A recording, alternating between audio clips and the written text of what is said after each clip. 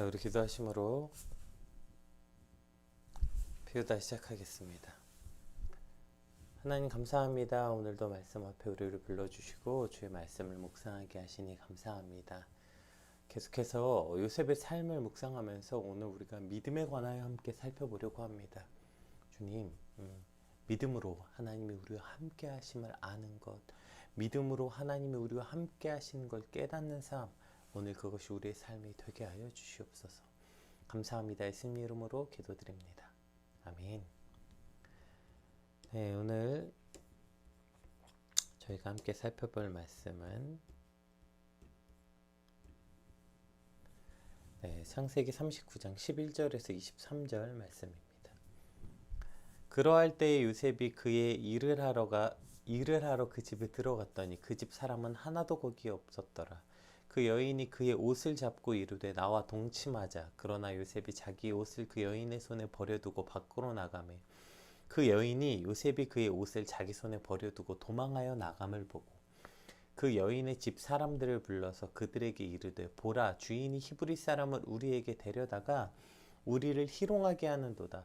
그가 나와 동침하고자 내게로 들어오므로 내가 크게 소리 질렀더니 그가 나의 소리질러 부름을 듣고 그의 옷을 내게 버려두고 도망하여 나갔느니라 하고 그의 옷을 곁에 두고 자기 주인이 집으로 돌아오기를 기다려 이 말로 그에게 말하여 이르되 당신이 우리에게 데려온 히브리 종이 나를 희롱하려고 내게로 들어왔으므로 내가 소리질러 불렀더니 그가 그의 옷을 내게 버려두고 밖으로 도망하여 나갔나이다.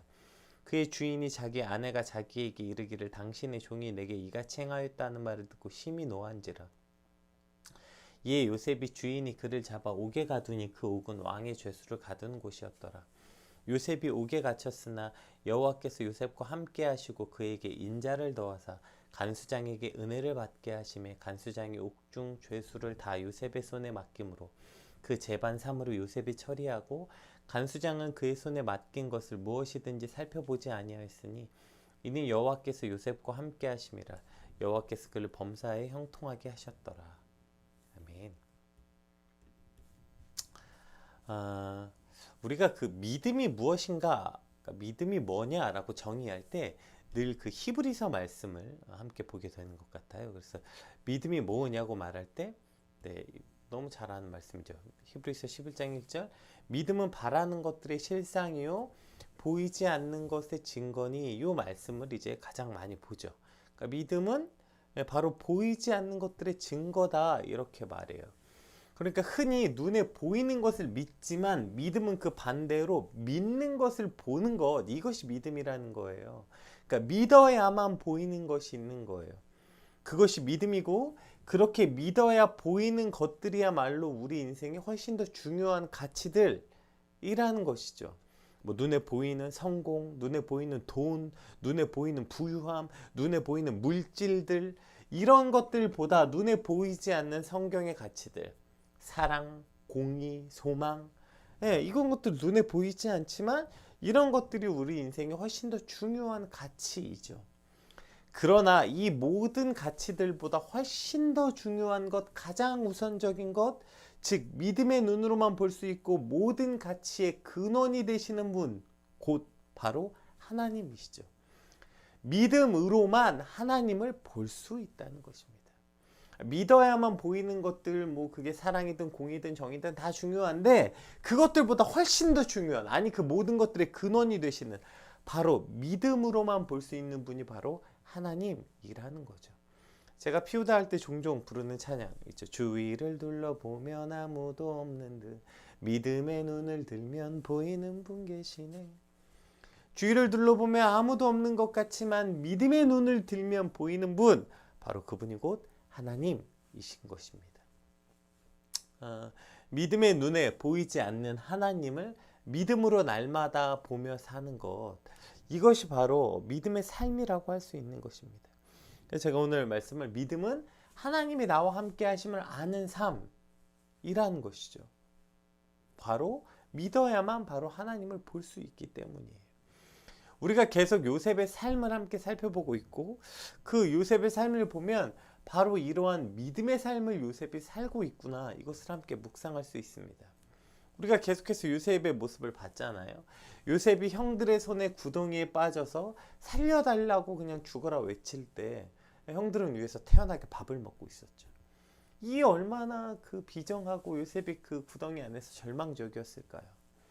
또 그렇게 이제 죽음의 위기에서 그래 죽이진 말자 팔자 했을 때 노예로 팔려갈 때 사실 살펴보았던 것처럼 노예로 팔려간다는 건 어쩌면 죽음보다 더 큰 두려움이었을 텐데 아마 그때도 요셉이 죽을 힘을 다해 외치지 않았을까요? 살려달라고, 날 팔지 말아달라고. 그러나 아무도 듣지 않고 요셉은 결국 애굽으로 팔려갔죠. 자, 구덩이에 빠져서 아무리 살려달라고 외쳐도 아무도 구해주지 않고 팔지 말아달라고 두려움에 아무리 외쳐도 결과는 종으로 팔려갈 때 이때 요셉이 하나님은 없다. 야, 이렇게까지 내가 살려달라고 외쳤는데 내 음성을 외면하는 하나님, 이건 이런 하나님 없다. 혹은 있더라도 하나님이 실제로 있다 하더라도 내 외침에 내 간절한 부름에 이렇게 외면한 하나님이라면 내가 필요 없다. 그런 하나님. 예, 이렇게 말할 수 있지 않았을까요? 그리고 종종 우리도 살다 보면 이러한 외면당하는 순간 하나님이 없다 혹은 하나님은 필요 없다라고 외치는 순간들을 때로 만나기도 하고 그러한 순간을 만났다는 사람들을 보기도 합니다. 그러나 요셉이 충분히 그렇게 말할 수 있었고 그러한 삶이었음에도 불구하고 그가 그렇게 말하지 않았던 것은 요셉은 그 모든 과정에서 믿음의 눈으로 하나님을 볼 수 있었기 때문입니다. 물론 이때 요셉이 외쳤을 때 믿음의 눈으로 하나님을 보았다라는 기록은 성경에는 없습니다. 그러나 그 이후에 요셉이 그렇게 애굽으로 팔려가자마자 일어난 사건, 보디발의 아내가 요셉을 유혹하는 이 사건을 통해서 요셉이 어떠한 마음으로 살고 있었는지 우리는 알 수 있죠. 보디발의 유혹의 아내의 사건이 가장 먼저 등장합니다. 요셉이 이제 팔려갔어요. 야, 이제 하나님은 없다. 하나님은 필요 없다. 하나님 죽었다 했으면 절대로 하지 못했을 일. 요셉은 그 순간에도 하나님을 온전히 바라보고 있었고 그것이 요셉의 믿음이라는 사건이 등장하는데 그것이 이제 어제 본문이었던 8절 9절에 나와요. 한번 볼까요? 어제 본문이었죠. 요셉이 거절하며 자기 주인의 처에게 이르되 나의 주인이 가중 제반 소유를 간섭하지 아니하고 다 내 손에 위임하였으니 이 집에는 나보다 큰 이가 없으며 주인이 아무것도 내게 금하지 아니하였어도 금한 것은 당신뿐이니 당신은 자기 아내임이라. 그런즉 내가 어찌 이 큰 악을 행하여 하나님께 득죄하리이까. 이렇게 말하고 있어요. 그러니까 어제 이제 요셉 보디발의 아내가 눈짓하며 요셉을 유혹했을 때 요셉이 이렇게 말하는 거예요. 보디발이 나를 믿고 이 집안의 모든 걸 다 맡겼고 주인을 제외하고 이 집에서 나보다 큰 사람이 없습니다. 그리고 오직 이 집에서 내가 마음대로 할 수 없는 건 당신 하나뿐입니다. 그런데 내가 어떻게 내 주인 보디발에게 죄를 짓겠습니까? 보디발의 그 기대를 저버리겠습니까? 라고 말하는 게 당연한데 그게 문맥상 맞지 않아요? 근데 그렇게 말하지 않고 보디발이 모든 것을 허락했고 이렇게 저렇게 했는데 당신만 금하였는데 내가 어떻게 보디발의 아내인 당신에게 범죄합니까가 아니라 뭐라고 말하냐면 내가 하나님께 죄를 짓겠습니까? 내가 어떻게 하나님 앞에 죄를 짓겠습니까? 라고 말하고 있어요. 그러니까 요셉은 보디발이 자신을 믿어서 그러니까 자신을 믿어서 맡긴 이 모든 것들을 허락하신 것이 바로 하나님이라는 사실을 알고 있었고 내가 하나님 앞에서 죄를 지을 수 없습니다 라고 확고한 믿음을 보여주고 있었던 거죠. 즉 요셉은 이 순간에도 보디발의 집에 팔려왔을 때도 하나님이 함께하고 계신다는 걸 믿음의 눈으로 하나님을 보고 있었다는 것을 알 수 있습니다. 이것이 요셉의 믿음이었어요. 요셉은 믿음의 눈을 들어 하나님을 바라보는 삶, 즉 믿음은 하나님이 나와 함께 하심을 아는 삶이라는 것, 이것이 바로 요셉의 믿음이었고 요셉의 삶이었다는 것입니다. 자, 이러한 요셉의 믿음, 요셉이 이렇게 믿음의 눈으로 믿음은 이런 것이구나, 보이지 않는 것을 보는 삶, 보이지 않는 하나님을 인식하고 하나님이 나와 함께 하신다는 것을 아는 것이 믿음이구나, 이것이 믿음의 삶이구나. 자, 이것을 우리가 전제하고 오늘 본문 사건을 다시 한번 살펴보겠습니다. 자, 11절 볼게요. 그러할 때에 요셉이 그의 일을 하러 그 집에 들어갔더니 그 집 사람들은 하나도 거기 없었더라.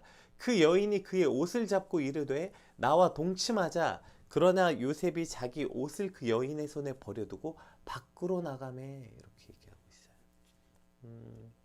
그러니까 주인이 이제 집을 비웠고, 주인뿐 아니라 지금 이 뭐죠, 요셉이 이제 심호하러 일을 하러 그 집에 들어갔더니 그 집에 아무도 없었대요. 오늘 본문의 시작은 죄에 대해서 아주 중요한 특성들이 기록되어 있고 있는데요. 그 첫 번째가 뭐예요?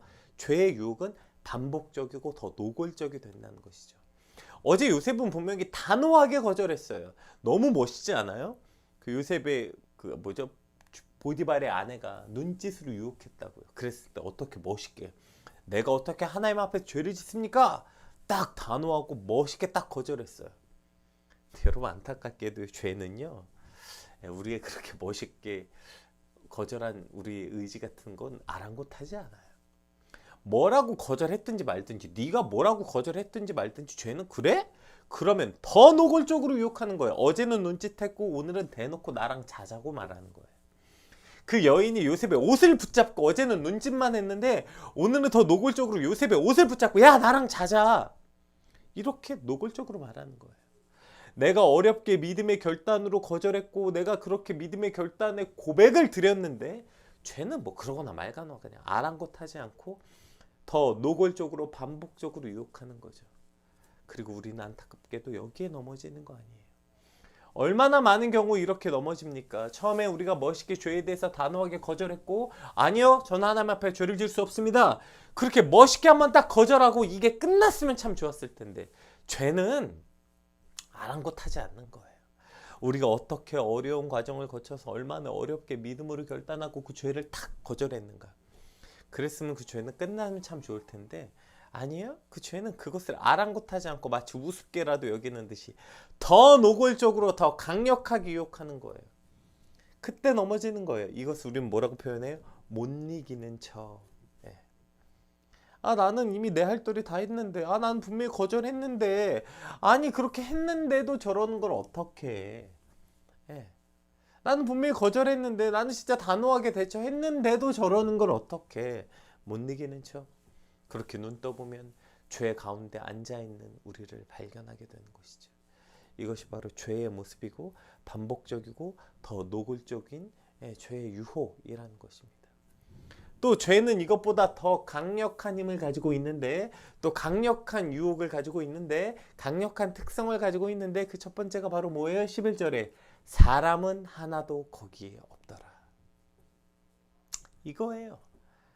죄가, 우리가 왜 죄의 유혹에 빠지게 되는 가장 핵심적이고 강력한 무기는 그 죄가 반복적이고 노골적이라는 것과, 그것보다 훨씬 더 강력한 게 뭐냐면 사람들은 아무도 거기 없더라. 우리가 죄를 짓는 것은 아는 사람이 하나도 거기 없다는 거예요. 사람이 아무도 없기 때문이라는 거예요. 이 막연한 생각이 우리를 죄에 빠지게 한다는 거예요. 아무도 몰라. 너밖에 없어 거기. 네, 이것이 바로 우리가 죄에 빠지는 이유라는 거예요. 주위를 두리번거리는 거죠. 죄 짓기 전에. 아무도 없네? 이것이 죄의 특성이라는 거예요. 이럴 때 죄를 짓는 거예요. 내가 이 죄를 지을 것을 아무도 모를 것 같을 때, 아무도 아는 사람이 없다고 생각할 때, 네가 그 죄를 지어도 걸리지 않을 거라고 생각할 때, 우리는 그때 죄의 유혹에 넘어가게 되는 거죠. 죄에 빠지는 순간은 기가 막히게도 아무도 없는 순간이라는 거예요. 죄는 그럴 때 우리를 유혹해. 기가 막히지 않습니까? 아무도 없는 순간 우리를 유혹하는 거예요. 죄를 짓는 나와 그 죄를 짓는 대상자만 알 것 같은 것, 이것이 바로 죄의 특징이라는 것입니다. 여러분, 오늘도 죄는요, 저와 여러분 앞에 이렇게 다가옵니다. 반복적으로. 이미 거절했는데, 나 이미 단호하게 대처했는데, 그러면 더 노골적으로 찾아오고요. 언제 찾아오냐면 아무도 모를 때, 나 혼자 있을 때, 아무도 모른다는 마음속에 그렇게 죄가 오늘 우리를 찾아온다는 사실을 반드시 기억해야 되는 거예요. 그 죄가 그렇게 찾아오는 거예요. 그렇게 더 노골적으로, 그리고 더 강력하게 찾아오고, 아무도 모를 때, 아무도 없을 때 그렇게 죄를 찾아오는데, 그렇게 찾아오는 죄에 대해서 그럼 우리는 어떻게 해야 됩니까? 그 다음 요셉의 모습이 나오죠. 뭐라고 해요? 옷을 잡고 나와 동침하자 요셉이 자기 옷을 그 손에 버려두고 도망하여 나가매, 이렇게 표현되어 있어요. 일단 그 옷을 버려둔 채 도망하여 나간 것, 이것이 요셉이 얼마나 긴급하게 그 자리를 벗어났는지를 표현하고 있는 표현이죠. 일단 박차고 나가는 거예요. 내 옷이 붙잡혀 있는데 버려두고 나가는 거예요. 그 옷이 얼마나 비싼 옷이든 하나밖에 없는 옷이든 뭐든 간에 일단 그냥 벗어두고, 그 죄가 내 옷을 붙잡았을 때 벗어두고 도망가는 거예요. 그 옷이 나중에 증거가 되든 말든, 즉 어떠한 대가를 치르더라도 뒷일을 바라보지 않고 무엇을 손해보고 무엇을 잃더라도 버려두고 나가는 거예요. 그것이 바로 죄를 대처하는 자세라는 것입니다. 즉각적이고 미련 없이, 그리고 그것이 나중에 어떠한 대가를 치르더라도. 그거 어떻게 거절해? 그럼 그 분명히 나에게 불이익이 올 텐데. 그 거절하면 나중에 승진에 문제 생길 텐데. 그저 거절하면 그 사람하고 나하고 관계에 문제가 생길 텐데. 그거 거절하면 그 사람을 잃을 텐데. 그거 거절하면 그 사랑하는 사람을 잃어버릴 수도 있을 텐데. 그거 거절하면 내 직장을 잃어버릴 수도 있을 텐데. 잃어버릴 것을 두려워하지 않고 즉각적이고 미련 없이 그것을 버려두고 나가는 것, 이것이 바로 죄의 유혹에 대처하는 우리의 모습이어야 한다는 것입니다. 이것이 죄 앞에 그 반복적이고 노골적으로 찾아오고 아무도 없을 때 찾아오는 죄를 우리가 대처할 수 있는, 그 죄를 이길 수 있는 방식이라는 거예요. 즉각적이고 미련 없이 어떠한 대가를 치르더라도 그것을 버려두고 떠나는 것, 그것을 버려두고 그 자리를 박차고 나가는 것, 그것이 오늘도 저와 여러분을 끈질기게 붙잡고 있는 죄를 향한 저와 여러분의 태도가 되길 소망합니다. 그런데 오늘 우리가 여기서 반드시 살펴봐야 하는 것은 이 사건 안에 그 이면, 이 사건 안에 들어있는 이면이에요. 보세요. 이 사건 때문에, 이 사건에, 죄에 대해서 단호히 대처하는 요셉만 보면 안 되는 것은, 요셉이 왜 이와 같은 행동을 했냐? 그럼 요셉은 어떻게 이와 같이 단호하게 대처했냐는 거예요. 요셉은 어떻게 이러한 선택을 하게 됐냐는 거예요. 누가 모르냐고요. 죄에 그렇게 단호하게 뿌리치고 나가야 되는 거 모르나? 다 알지. 근데 안 되는 거 아닙니까? 요셉은 어떻게 그렇게 할 수 있었을까? 어떻게 단호하게 대처하고 미련 없이 즉각적으로 그것을 뛰쳐나갈 수 있었냐는 것, 이것이 바로 오늘 본문에서 살펴봐야 되는 핵심이에요. 서두에서 살펴보았던 것처럼 바로 이것이 요셉의 믿음, 하나님이 나와 함께 하심을 아는 것, 즉 믿음이 있었기 때문이라는 거예요. 주위를 둘러보면 아무도 없는 듯 믿음의 눈을 들면 보이는 분 계시네. 이 찬양을 부를 때 우리가 늘 어떤 소망에 차서 부르는 이유는 뭡니까? 즉 아무도 없을 때라는 게, 즉 내가 외로울 때, 나 혼자라서 힘들고 쓸쓸할 때 하나님이 함께 계신다는 측면으로 이 찬양을 부르는 거죠. 물론 이 찬양이 쓰여진 의도도 그렇습니다. 그러나 보세요. 주위를 둘러보면 아무도 없는 듯, 이게 얼마나 중의적 표현입니까? 이건 외롭고 쓸쓸할 때뿐 아니라 언제도 이래요? 죄 앞에도 이런 거 아니에요. 주위를 둘러보면, 죄 짓기 전에 아까 제가 뭐라 그랬어요? 아무도 있나 없나 살펴보는 거 아니에요. 주위를 둘러보면 아무도 없은 것, 즉 죄 앞에서도 마찬가지예요. 주위를 둘러보면 아무도 없는 듯, 그러나 믿음의 눈을 들면 보이는 분이 계시는 거예요. 죄 앞에서도 마찬가지예요. 보디발의 아내의 유혹은 점점 강력해지고 마치 아무도 없을 때 아무도 없었더라, 그러나 믿음의 눈을 들면 하나님이 계시는 걸 보는 거예요. 우리가 외롭고 힘든 순간에만 보이는 분이 아니라 바로 죄의 유혹 앞에서도 믿음의 눈을 들면 하나님을 볼 수 있다는 거예요. 오늘 본문은 집 사람은 거기에 없었더라. 그러나 가로치고 뭐가 있어요? 믿음의 눈을 들면 하나님은 계시더라 아니에요. 그러나 요셉의 눈에는 사람은 없었지만 믿음이 뭐라고요? 눈에 보이지 않는 것을 보는 게 믿음이라고요. 요셉의 눈에는 눈에 보이지 않는 하나님을 보았던 거예요.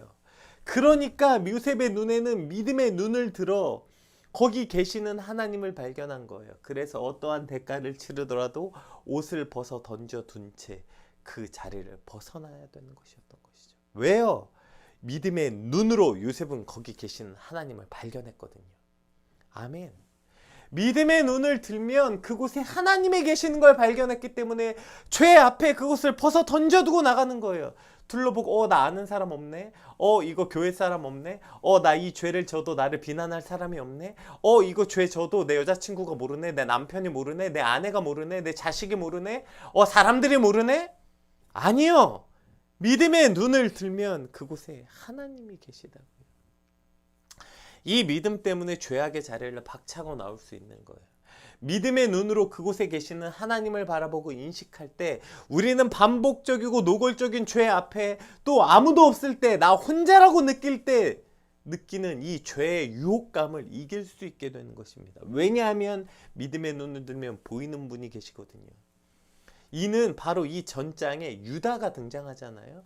유다가 자신의 며느리 다말과 동침한 사건의 정반대의 모습이죠. 물론 이제 유다가 다말이 의도적으로 자신을 숨겼기 때문에 유다는 자신의 며느리인 줄은 몰랐지만 그냥 거리에 있던 창녀라고 생각하고 그 다말과 동침했지만, 그리고 동침하고 유다가 자신의 증표를 줍니다. 근데 그것을 다시 찾으러 갔을 때 아무도 없었어요. 자, 이것을 보고 유다의 두려움이 생깁니다. 그 두려움이 뭐였어요? 23절, 우리가 어제 이 전장 23절 한번 볼까요?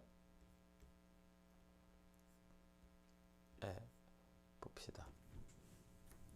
유다가 가로되 그로 그것을 가지게 두라. 그러니까 그 유다의 증표였던 지팡이와 이것을 맡겨두고 갔고 이제 그것의 대가로 양을 가지고 갔는데 아무도 없는 거예요. 그때 냅둬 그거 가지게 둬. 왜요? 우리가 부끄러움을 당할까 하노라. 우리 아니죠. 자기죠. 자기가. 왜 부끄러움을 당해요? 자기 그 창녀의 손에 자기의 증표를 줬거든요. 자기가 누구인지 증표를 줬다고요. 근데 그것을 가지고 그 창녀가 사라진 거예요. 얼마나 두려움이 생겼어요. 왜요? 나중에 그것을 들고 자기를 찾아왔을 때 자기가 부끄러움을 당할까봐 지금 두려워하는 거예요. 유다는 사람 앞에 자신의 범죄가 드러날 것을 두려워했는데요. 요셉은 누구 앞에서 두려워했어요? 하나님 앞에 자신이 죄를 짓는 것을 두려워하는 거예요. 이것이 유다와 요셉의 가장 큰 차이였어요. 유다는 내 죄가 사람 앞에 들킬까봐 두려워했고, 요셉은 하나님 앞에 자신이 범죄하는 것을 두려워하는 것. 이것이 그 둘 사이의 가장 큰 차이였던 것이죠. 이게 뭐예요? 바로 믿음이라고요. 믿음. 이것이 바로 믿음이었다고요. 즉 믿음은 하나님이 나와 함께 하심을 아는 거예요. 그런데 그것을 어떻게 알까요? 하나님이 나와 함께 하심을 안다는 것은 나의 눈에 보이지 않지만 그분이 나와 함께 하심을 알게 될 때 우리는 그 죄로부터 이길 수 있게 된다는 것입니다. 오늘 하나님이 나와 함께 하심을 알게 될 때 우리는 그 죄로부터 멀어진 삶을 살 수 있는 것, 이것이 곧 믿음이고요. 또 아주 중요한 시간 관계상 다 읽지 않고 오늘 맨 마지막 절만 읽을게요. 자, 그 결과가 뭐예요? 요셉이 그렇게 오케이 믿음으로 하나님 앞에 죄를 짓지 않았어요. 그러면 하나님이 다 보셨잖아요. 그럼 하나님이 그래 역시 요셉아 내가 너를 보호하고 지켜주마가 아니라 감옥에 간 거예요. 감옥에 하나님이 다 아는데 억울하게 하나님이 그 모든 걸 아심에도 불구하고 요셉이 감옥에 갔어요. 그런데 성경에 이러한 표현이 등장합니다. 오늘 본문 맨 마지막 줄. 이게 어떻게 보면 처음에는 이 사건에 대해서 생각하지 않다면 이거 약간 약 올리는 말처럼 보이기도 하세요. 보세요. 여호와께서 요셉과 함께 하시고 그에게 인자를 더하사 간수장에게 은혜를 받게 하시매 간수장이 옥중의 죄수를 다 요셉의 손에 맡김으로 그 재반 사물을 요셉이 처리하고, 보세요. 간수장은 그의 손에 맡긴 것을 무엇인지 살펴보지 아니하였으니 이는 여호와께서 요셉과 함께 하심이라. 이는 여호와께서 요셉과 함께, 계속 뭐래요? 여호와께서 요셉과 함께 한대요. 여호와께서 그를 범사에 형통하게 하셨더라. 아니 여호와께서 요셉과 함께 계시고 형통하게 하셨으면 감옥에 오지 말게 하셨어야죠. 이게 우리 생각 아니에요? 여기 아주 중요한 게 있어요. 믿음의 눈으로 보면 하나님이 계시고 믿음의 눈을 들면 하나님을 함께 할 수 있게 되는데, 여기서 그가 범사에 형통하게 하셨더라. 즉 그 형통이 우리가 원하는 게 아닐 수도 있다고요. 우리는 그 형사의 범통함이 내가 원하는 것이 이루어지는 거라고 착각해요. 그러나 범사의 형통이 뭔지 아세요? 그것이 여호와께서 요셉과 함께 계신 거라고요. 아멘. 성경은 늘 이렇게 말해요. 복이 뭐예요? 하나님과 함께 하는 것이 복이라고 늘 말해요. 오늘 왜 감옥에 갇혀 있지만 요셉이 복을 받았다고 말하는 줄 아세요? 왜 그가 범사에 형통했냐면 하나님이 요셉과 함께 계셨기 때문이죠. 그리고 요셉은 믿음의 눈으로 이것을 보았기 때문에 감옥 안에서도 그가 하나님과 동행한 거예요. 요셉이 왜 감옥 안에서도 견딜 수 있는 것입니까? 요셉은 믿음의 눈으로 감옥에 함께 하신 하나님을 보았거든요. 그리고 그것이 형통인 것을 알았기 때문인 것입니다. 아니 이게 뭐예요? 지금 형들의 손에 팔려왔죠. 보디발에게 팔려갔죠. 그 다음에 거기서 믿음의 결단을 했고 죄를 멀리했더니 오히려 감옥에 왔으면 인간의 눈, 즉 결과적 눈에 드러나는, 제가 아까 뭐라 그랬어요? 믿음은 보이지 않는 것을 보는 거라고 했잖아요. 보이는 상황은 무엇입니까? 점점 나빠지고 점점 요셉은 망해가는 것처럼 보여요. 그게 보이는 결과예요. 그러나 믿음은 보이지 않는 것을 보는 거라니까요. 지금 요셉이 본 건 그가 점점 나쁜 상황으로 빠져든 것이 아니라 믿음의 눈으로 하나님을 본 거예요. 그가 하나님과 함께 했다면 그것이 보디발의 손이든 그것이 감옥이든 요셉은 상관없었어요. 왜요? 그가 믿음의 눈으로 함께 계시는 하나님을 발견했기 때문인 거죠. 믿음의 눈으로 하나님이 함께 계심을 보았어요. 그러면 하나님과 함께 한다면 그것이 감옥이든 보디발의 손이든 어디든 상관없는 거예요. 반대로 말해볼까요? 하나님과 함께 하지 않는다면, 믿음의 눈으로 보지 않는다면 그것이 100평짜리 집이든 보디발의 집이든 그것이 어느 구중궁궐이든 하나님과 함께 하지 않는 그곳은 형통하지 않는 삶이라는 것을 뜻하는 것입니다. 오늘 믿음이 무엇인가? 믿음의 눈은 하나님과 함께함을 깨닫는 것입니다. 믿음은 하나님과 함께하는 걸 자각하는 삶이에요. 그것을 자각하게 된다면 우리는 죄 가운데서도 하나님의 함께 계심으로 죄에서 우리를 지킬 수 있고, 그것이 감옥이든 어디든 하나님과 함께 하심으로 그것이 형통된 삶이라는 것을 믿는 것, 이것이 바로 믿음의 삶입니다. 반대로 우리가 하나님이 함께 계심을 믿지 못한다면 우리는 늘 죄 가운데 지는 거예요. 왜요? 죄는 노골적이고 죄는 반복적이고 아무도 없을 때 이루어지거든요. 또 믿음이 없기 때문에 결과만 보는 거예요. 구중궁궐 같은 집, 큰 멋있는 곳, 그것만 찾고 살아가는 거죠. 그러나 그곳에 하나님이 함께 계시지 않는다면 그것은 형통의 삶이 아니란 것을 깨닫는 것이 곧 믿음의 삶이라는 것입니다. 오늘 말씀을 통해서 내 안에 믿음이 있는가? 믿음의 삶은 이런 것이구나 깨닫고 믿음의 삶을 살아가는 저와 여러분이 되시길 주님의 이름으로 축복합니다. 우리 같이 받은 말씀 놓고 함께 기도합시다. 하나님, 믿음은 보이지 않는 것을 보는 것입니다. 오늘 그 보이지 않는 하나님을 믿음의 눈으로 발견하여서 그 모든 죄 가운데 아무도 없을 때 짓게 되는 죄가 아니라, 그 아무도 없는 게 아니라 믿음의 눈을 들어 보이는 하나님을 발견케 하시고, 혹 지금 결과는 뭔가 더 우리를 감옥과 같은 곳에 있는 것처럼 보이지만 믿음의 눈을 들어 그곳과 나와 함께 계신 하나님을 발견할 때 그곳이 감옥이든 어디든 내가 형통할 수 있는 것, 그것이 믿음의 눈으로 하나님을 발견하는 삶인 것입니다. 오늘 하나님 믿음의 눈으로 매 순간 하나님을 발견하고 하나님을 자각하는 오늘 나의 삶이 되게 하여 주시옵소서. 우리 같이 받은 말씀 놓고 기도하겠습니다. 기도합시다.